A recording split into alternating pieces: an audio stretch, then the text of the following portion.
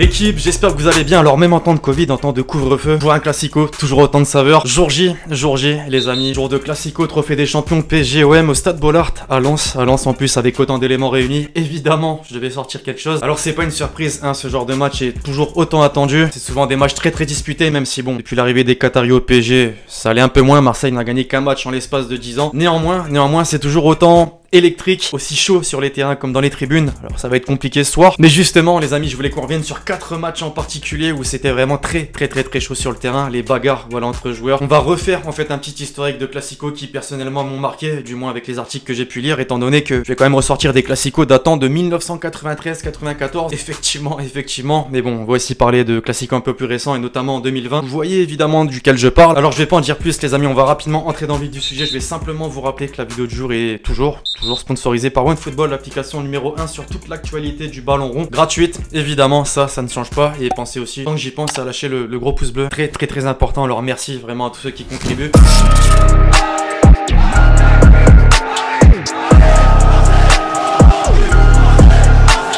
Pour les plus anciens, voire les plus nostalgiques, cette vidéo devrait vous plaire. On va aller loin, vraiment très loin. Et on commence justement les amis, décembre 92, effectivement. L'OM de Boli, de Casoni, de Djiméco. Djiméco se déplace sur la pelouse du Parc des Princes. Je vous fais un petit topo rapidement. L'arbitre au cours de ce match a sifflé un total de 55 fautes. D'ailleurs, à l'époque, il avait déclaré, je cite, « J'ai arbitré plus de 1000 matchs dans ma carrière, mais aucun avec ce degré de haine. » On était vraiment sur le match à l'ancienne, pur et dur. Bon, faut dire, on avait déjà un avant-goût de la boucherie qui allait venir. Arthur Georges, l'entraîneur parisien, avait déclaré, je cite, « On va leur marcher dessus. » Le ton était donné dès la première période, les insultes fusent, les tacles appuyés. Évidemment, tout est fait pour intimider l'adversaire.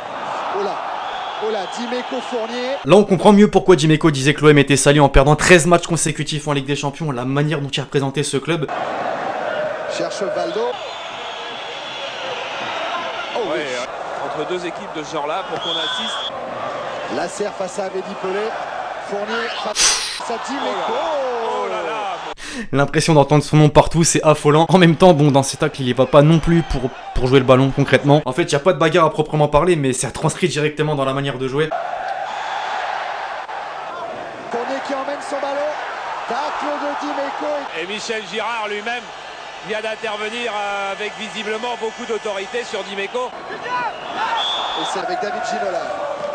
Dites-vous quand même que 33 fautes ont été sifflées en l'espace d'une mi-temps. Autant dire que ça répondait coup sur coup des deux côtés. D'ailleurs, mes Parisiens, vous les avez certainement aperçus, les Le Guen, Lasserre, Guérin, eux aussi, ça n'y allait pas de main morte. Là, on était vraiment dans l'atmosphère électrique du classico. Ginola poursuivi par Boli. Oh là là, Djiméco, il y est. Deschamps osé. Montré par Daniel Bravo. Et donc, je pense qu'on peut le dire pour tous ceux qui ont vécu ce match, pour tous ceux qui en ont entendu parler par la suite. Comme moi, en fait, c'est la rencontre la plus hachée et la plus agressive de l'histoire des classicos.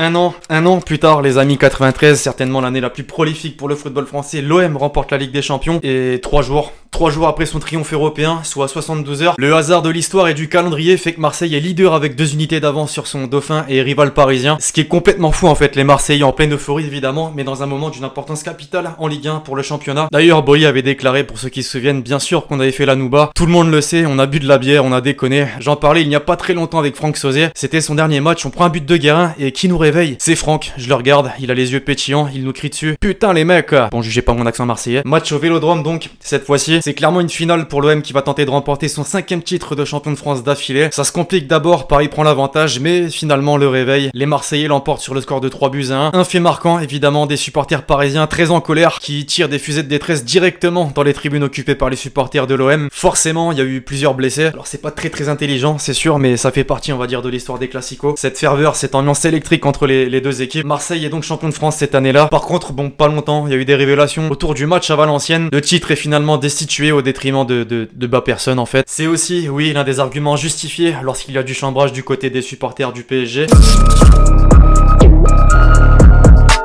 Janvier 94, désormais l'équipe, cette fois-ci le PSG est leader du championnat à seulement 4 petits points d'avance de Marseille. Ça a rapidement dégénéré. Juste avant la pause, un certain Georges Weah effectivement lève le pied. Barthez, vous avez remarqué, Barthez avec les longs cheveux, s'énerve et provoque donc une réaction en chaîne. C'est le début d'une bagarre entre Angloma, Djiméco et Colter. Allez, 22 acteurs se rendent coup pour coup et dans tous les domaines. Oh, et Angloma sur Colter maintenant, un coup de poing, et voilà. Oh là là. Tout allait si bien. Et oui, Djiméco, crochet du droit, allez. Et allez. Ça me fume. Et ben voilà, c'est gâché, c'est fini. Et voilà. On peut faire une croix sur la soirée. Angloma, encore lui, a pris 6 avertissements pour au final se faire exclure du match. Carton rouge. Le score final, aucune équipe n'a su se départager. Un partout.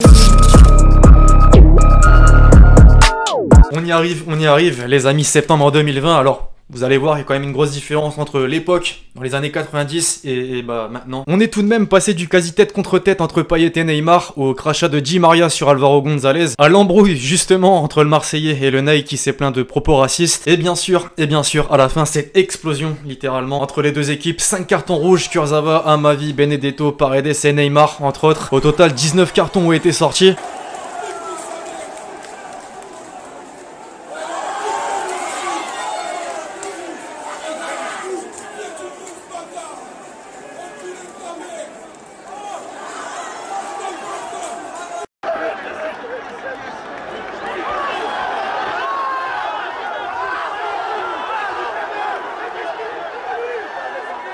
Puis bon, en dehors justement des provocations, des insultes, de ce qu'on a l'habitude de voir finalement dans les classicos, ce qui a surtout alimenté, on va dire, cette tension, c'est concrètement que Marseille, les amis, était sur le point de gagner, depuis 2011. L'OM n'avait absolument pas remporté de classico. Le fin mot de l'histoire, c'est que c'est arrivé, voilà. Pour couronner le tout, impossible de passer à côté du chambrage, évidemment, après la rencontre.